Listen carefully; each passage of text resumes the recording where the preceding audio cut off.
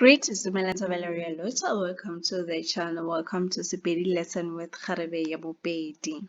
Today's lesson is Dikapolelo. Dikapolelo. Idiomatic expressions.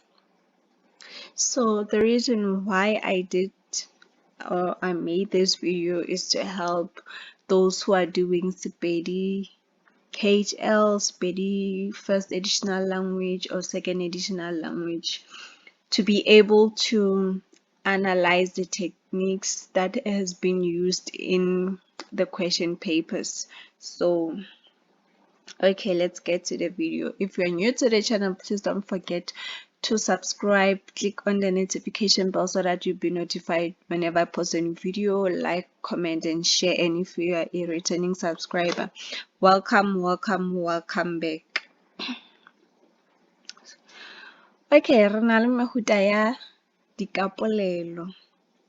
Re na le Tshwantšhanyo, which is a simile, Tshwantšhišo, which is a metaphor, Pheteletšo, which is exaggeration, Kgegeo, which is an irony, Pebofatšo, which is euphemism, Mothofatšo, which is personification, Papadišantšu, which is rhyme, Potšišo retoriki, which is a rhetorical question, Tumelokganetšo, which is an oxymoron, Kodutlo, which is sarcasm.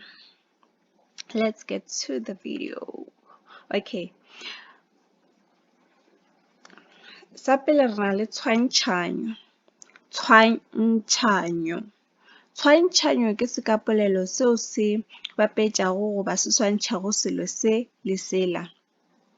Mohlala, o befile bjalo ka tšhwene. O nanya nke ke khudu. Go lebeletše mohlala o ka bona gore mo go bapetšwa motho le phoofolo. Go bapetšwa motho le tšhwene goba motho le khudu. So sekapolelo se mo polelong o se bona ka bjalo ka boka, o ka re ke, go etša, nke ke, mo magareng ga lefoko. Re na le gape Tshwantšhišo. Tshwantšhišo e nyakile go tshwana le Tshwantšhanyo, efela di a fapana. Tshwantšhišo ke sekapolelo seo se bapetšago goba se swantšhanyago dilo tše pedi go iša godimo. Se fapana le Tshwantšhanyo ka gore papetšo ya sona mo polelong se šomiša ke sebakeng sa nke ke goba bjalo ka. Mohlala, leseba ke tšhwene. Re na le Pheteletšo. Pheteletšo ke sekapolelo seo motho a feteletšago polelo goba tiragalo. Yona e bonala ka ge motho a oketša le ka maaka. Mohlala, ga se lešaedi no ba kolobe, goba ke phunyogile ka lešobana la nnalete. Go lebeletše mohlala o ga go kgone gore motho a ka phunyoga ka lešoba la nnalete, which means ke maaka. So Pheteletšo, you are exaggerating. Re na le Kgegeo. Kgegeo ke sekapolelo seo motho a ka gegeago motho yo mongwe goba selo se sengwe ka go bolela kakanyo ya seo a sa se akanyego. Mohlala, o nagana gore o maemong goba o itira go mang ka nna. O itirile go mang ka nna. Maikemišetšo a sekapolelo se ke go nyenyefatša. Okay. Re na le Pebofatšo goba Phefolo. Pebofatšo ke sekapolelo seo se šomišwago go uta polelo yeo e se amogelegago. Yes. E ka ba mahlapa goba mantšu ao a sa dudišego go šomišwa. Mohlala, sebakeng sa gore motho a ka šomiša like gore motho o hwile, o ka re motho o re šeile goba Modimo mo gopotše. Instead of saying monna wa rota, o ka no re monna o fahla magotlo. Maikemišetšo a sekapolelo se ke go bontšha tlhompho. Excuse me. Re na le mothofatšo.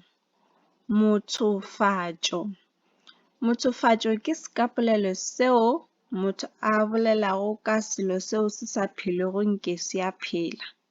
Mohlala, tšhelete ya ka e metše maoto ya sepela, goba lefase le ile la šikinyega, goba lefase le ile la swara seledi la kgotsa. Ge re lebelela lefase ga le na seledi, so seledi se na le motho, ke ka fao mohlala o bontšhago gore lefase le dirilwe motho. Re na le papadišantšu. Papadišantšu ke sekapolelo seo motho a se šomišago go bapala ka mantšu lefokong le tee. Mohlala, nthate ke go rate re ratane, goba nkgotsofatše ke go kgotsofatše re kgotsofatšane. Re na le potšišo, retoriki goba makgethepolelo. This is a rhetorical question. Makgethepolelo ke potšišo yeo e sa nyakego karabo. Mohlala, o nyaka go ipona o se wa atlega mo bophelong, goba go tseba mang, mohlomongwe a ka atlega. Re na le tumelokganetšo, ga makano re oximorone. Oximorone ke la dingwe ba gešo. So tumelokganetšo e šomiša ge motho a bolela ka mantšu ao a ganetšago. Mohlala, o tla ka bose bja mogalakane. Go lebeletše mohlala o, bose le mogalakane, ga gona bose mogalakaneng, mogalakane wa baba. So bose le mogalakane ga di kwane, di a ganetšana. Mohlala o mongwe, batswadi ba dula ba lela bošego le mosegare, goba sekipa seo ke sa go sega le go hlonama. Go sega le go hlonama ke dilo tšeo di ganetšanago goba di fapanago. Re na le Kodutlo e šomišwa go kwera goba go roga motho yo mongwe. E fapana le Kgegeo gobane e lebanya motho thwii. Mohlala, o no ba motho ka ge o buša moya, goba o no ba monna ka ge o tšwala borogo. Maikemišetšo ke go kweša motho yo mongwe bohloko. Okay, ke ile ka tsopola go tšwa go letlakaleng la Sepedi First Additional Language, which was written ka June 2022. So this is question 6 of the question. So you can pause this video, read out this poem. Sereto se go kgona gore o ka araba potšišo e latelang.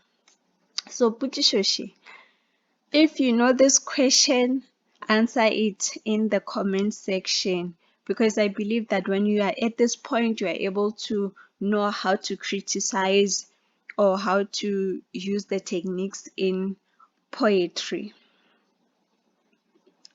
So today's post notification shout out goes to Maite. Thank you, girl, for suggesting this video. Thank you so much. Thank you guys for watching. If you have any question, please contact kgegeo@gmail.com. Thank you guys for watching. Please like, comment, subscribe. If you know the questions, if you know the answers to these questions, feel free to comment down below. Thank you for watching.